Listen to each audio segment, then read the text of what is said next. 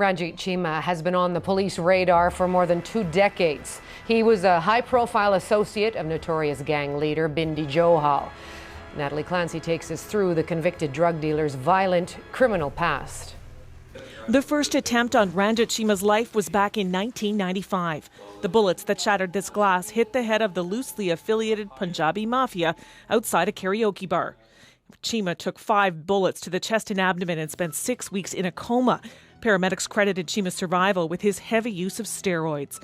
A few months later, his family's home was targeted in a drive-by shooting. Whoever it was a coward.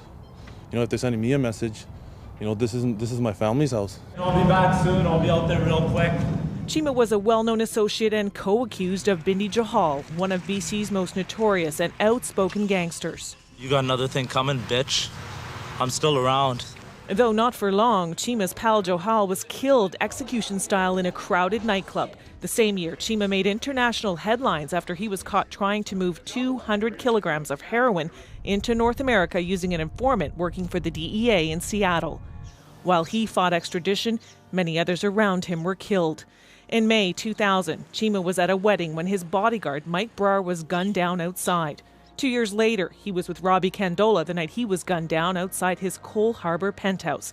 At the time, associates blamed Cheema's own crew. Cheema was only released from prison 3 months ago, just a week before Sandeep Dure was executed inside the Sheraton Wall Centre. Former gang detective Doug Spencer dealt with Cheema several times and says at age 43, Cheema outlived many of his associates. He's like the grandfather of gangsters, him and Gisby, to live that long. It's almost unheard of. You know, the clock's ticking with all of these guys. Do you think that we'll see some retaliation? It depends how their associates take it. If they take it like somebody's taking him out, they're going to get me too. They'll preemptively go and pay back. If sources are right, Cheema leaves behind a wife, a 7-year-old daughter, and a legacy of gang activity that some fear will only lead to retaliation and more violence.